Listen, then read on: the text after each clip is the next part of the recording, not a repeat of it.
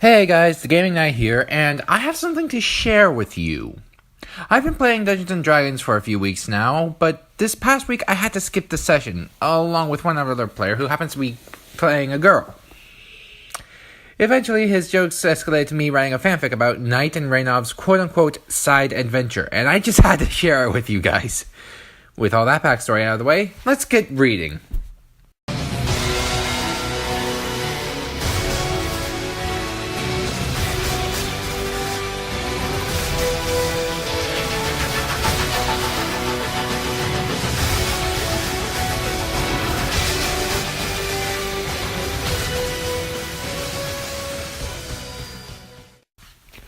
Raynov decided to search one direction, as the rest of the party went down the other way.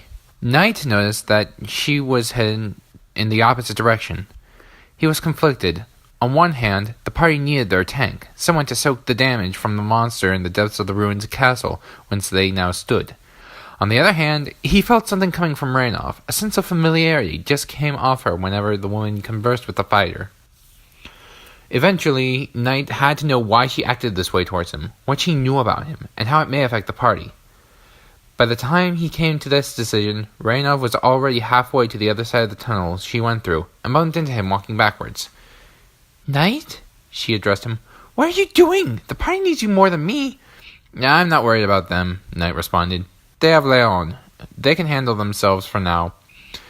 Raynov held her torch up to the nearest brazier, and they continued down the hall.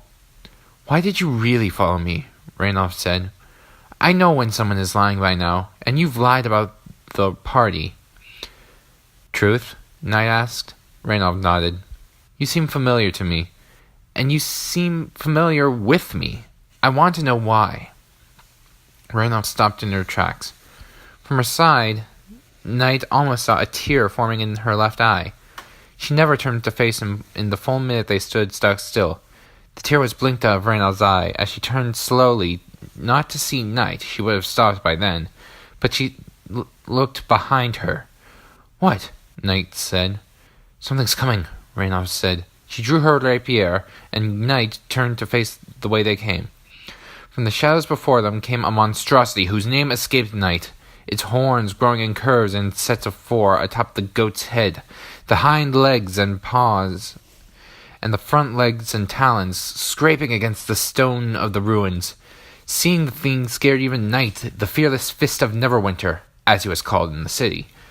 Looking slowly from the beast to Raynov, Gnight saw the shadow of justice, as she was called, shaking in horror.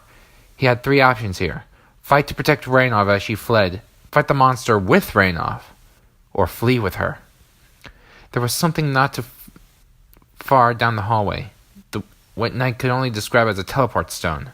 The name of these things always failed to reach him, especially in crises. "Raynov, I need you to head down the hall," Gnight whispered. "You'll find a teleport stone in the middle of the room. Use it and give me 10 minutes. "What about you?" Raynov hissed. Gnight smiled as warm as he could muster. Gnight returned his attention to the monster, renewing his fear. He mustered up whatever bravado he could, and yelled at the monster as Raynov fled for the stone. Gnight held the thing's talon on his longsword for a minute before somehow chopping through the thing's front left horn, stabbing the monster in the eye with his sword, but failed to pull it out. Now weaponless, Gnight went for the sharpest thing he could grab, the horn on the ground, and shoved it in the monster's other eye. He jumped onto the eye and backflipped off the thing's face and sprinted down the hall, hearing the roar of the beast echo painfully off the walls. Just a few more feet and he would reach the teleport stone, and after that, where then? Anywhere was better than here, that was for sure. He touched the stone and woke up with his head resting in the lap of Raynov. The ceiling above him seemed wooden. They were in a house, at least, but Gnight couldn't remember landing from the teleport. "Raynov," Gnight said, "where are we?" "An inn in the Towers district of Neverwinter," Raynov said. "We're safe for now."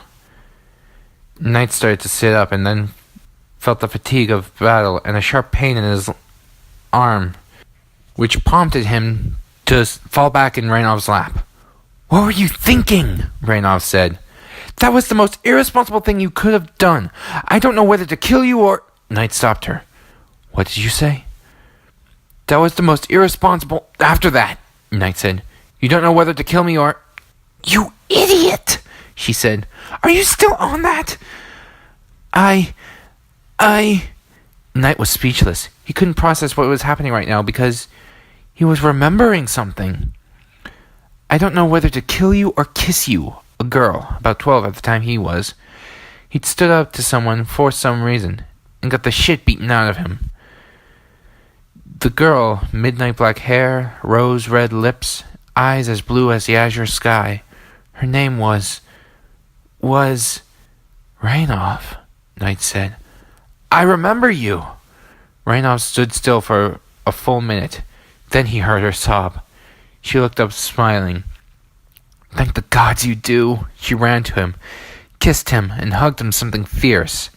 They spent that night in the same room, sleeping in each other's bared arms, rubbing, caressing, and feeling each other as if they were the only two things in the universe, not only to themselves, but to one another. Morning broke to Raynov rustling around the room, causing Gnight to stir from his exhaustion. Wakey, wakey, sunshine, she said. Breakfast will be in a few. I thought you couldn't cook, Gnight said. She handed him a bowl of some honeyed substance, oatmeal, by the taste of it. I said I don't cook, she giggled.